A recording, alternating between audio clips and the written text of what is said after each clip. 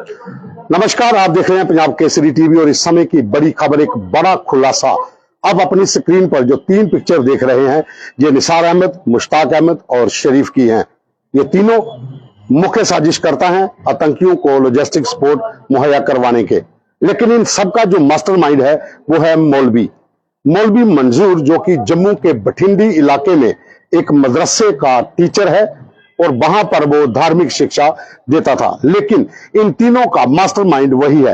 एक और logistic support मुहैया करवाने वाला व्यक्ति है जो पुलिस की गिरफ्त में है। जो चारों लोग जो हैं, इनको जुडिशियल रिमांड पे भेजा गया है। मौलवी को गिरफ्तार कर लिया गया है। मौलवी मंजूर, जो कि बठिंडी के एक मदरसे के भीतर बैठकर वहां से पाकिस्तान में आतंकियों के साथ संपर्क साधे हुए था, और निसार अहमद, जो कि मेंढर का रहने वाला है, उसके साथ लगातार संपर्क में था। जो सूत्रों के अनुसार जानकारी मिली है, जो मौलवी से पूछताछ हुई है, उसमें एक बड़ा खुलासा हुआ है कि पाकिस्तान में बैठकर जो आतंकियों के आका थे वो मौलवी के साथ संपर्क साधे हुए थे, और वहां पर मौलवी उनको दिशा निर्देश दे रहा था, इन चारों लोगों को जो मेंढर के रहने वाले हैं, और उनको बता रहा था कि किस तरह से आतंकियों की मदद करनी है।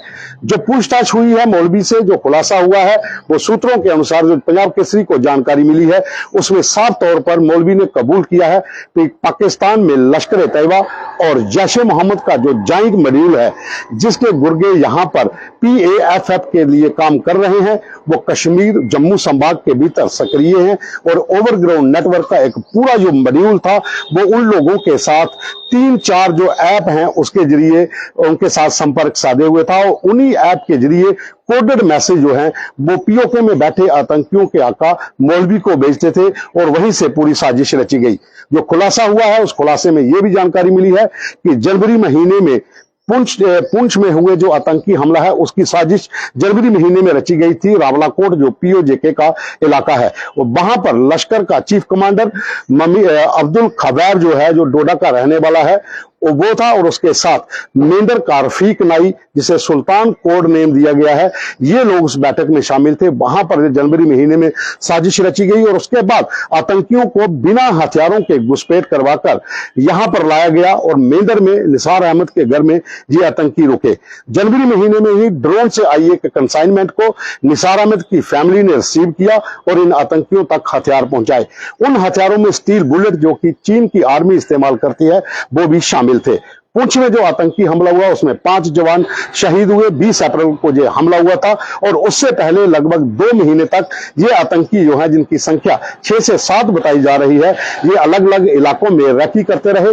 निसार अहमद और शरीफ व मुश्ताक, ये 3 और 1 व्यक्ति और 4 लोग लगातार इनको गाइड इनके बनकर इनको पूरे इलाके की उन्होंने रैकी करवाई। और मौलवी जो जम्मू से पकड़ा गया, बठिंडी इलाके से, जिसे जम्मू कश्मीर पुलिस की स्पेशल ऑपरेशन ग्रुप की टीम ने पकड़ा था, वो उनको दिशा निर्देश देता रहा कि किस किस इलाके में रैकी करनी है और कहां पर हमला करना है। लगभग 15 दिन की रैकी बटादूरियां और भिंबर गली के इलाके में की गई, और उसके बाद एक स्पॉट को फाइनल किया गया।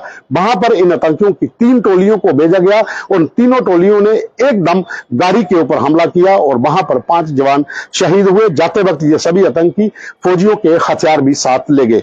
जो इंटेरोगेशन हो रही है, जो पूछताछ हो रही है, जो ओवरग्राउंड नेटवर्क पकड़ा गया है, जिसमें 4 लोग ये शामिल है और 5वां मौलवी, उन्होंने ये भी कबूला है कि सीमा पार से G20 शिखर सम्मेलन से पहले 3 और बड़े आतंकी हमले करने की साजिश थी, जो कश्मीर और जम्मू संभाग में किए जाने थे।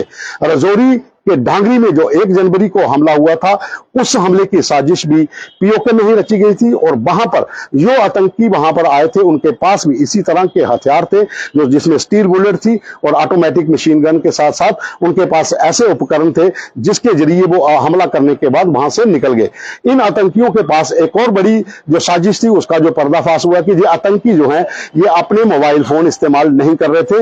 ये ओवरग्राउंड नेटवर्क जो है, उनके मोबाइल के जरिए ही ये लोग संपर्क में थे। खास करके 3 से 4 ऐसी ऐप थी जो मौलवी जहां से कंट्रोल कर रहा था, जम्मू से बैठकर, उन ऐप के जरिए कोडेड मैसेज POK से आ रहे थे, और वहीं से इस पूरी साजिश को अंजाम दिया गया।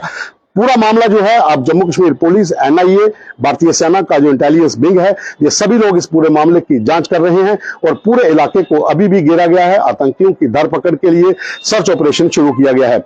बहुत से लोगों से पूछताछ हो रही है, कई लोग डिटेन किए गए हैं। DGP दिलबाग सिंह ने मौके का दौरा किया था और उन्होंने कहा था कि हमारे पास और भी कई लोग हैं जो हिरासत में लिए गए हैं, जिनसे पूछताछ हो रही है, क्योंकि ये OGW का एक बहुत बड़ा नेटवर्क था और पूरी प्लानिंग के तहत यह हमला किया गया था। जो लोग पकड़े गए हैं उनसे लगातार पूछताछ हो रही है। कुछ लोगों को जुडिशियल रिमांड पे भेजा गया है, जिनकी संख्या 4 के करीब है। और 5वां जो मौलवी जो मेन साजिश करता है, जो लगातार पाकिस्तान में बैठे जैश ए मोहम्मद और लश्कर ए तैयबा के आतंकियों के संपर्क में था, वो वहां से इनको कोडेड मैसेज के जरिए अपना जो OGW नेटवर्क मेंढर में सक्रिय था, वो खास करके निसार अहमद के घर पर भी कई बार दौरा कर चुका है, क्योंकि वो खुद पुंछ का रहने वाला है और अक्सर वो मेंढर में निसार अहमद के घर में रुका है। उसी घर के भीतर इन आतंकियों को लाया गया, वहां पर उनको रखा गया और वहां से 3-4 जो OGW थे उन्होंने लॉजिस्टिक सपोर्ट मुहैया करवाई, रैकी करवाई। जो कंसाइनमेंट ड्रोन के जरिए हथियारों की आई थी वो आतंकियों तक पहुंचाए गए और उसके बाद अलग अलग जगह पर इन आतंकियों को रखा गया और पूरी प्लानिंग के बाद यह हमला किया गया। बटादुरिया का जो जंगल है वो लगभग 10 से 15 किलोमीटर का एक ऐसा इलाका है जहां पर आतंकी हमला करने के बाद छिप गए थे। हालांकि जंगल को तो घेरा गया है, लेकिन ये वही इलाका है जहां पर 2021 में आतंकियों ने इसी तरह के 2 हमले किए थे, जिसमें भारतीय सेना के 9 जवान शहीद हुए थे। अक्टूबर महीने की ये बात है 2021 की, 2 हमले हुए थे, लेकिन उसके बाद पूरे इलाके को घेरा गया था, लेकिन आतंकियों को मारने में सफलता नहीं मिली थी, क्योंकि जो इलाका है, जो जंगल है, उसके अंदर नेचुरल केव्स बहुत हैं जहां पर आतंकी आराम से छिप सकते हैं। और उसी जंगल को दोबारा से चुना गया है और आतंकी बताया जा रहा है कि उसी इलाके में है और इस समय उनको वहां पर घेरा गया है। अभी के लिए इतना ही, धन्यवाद।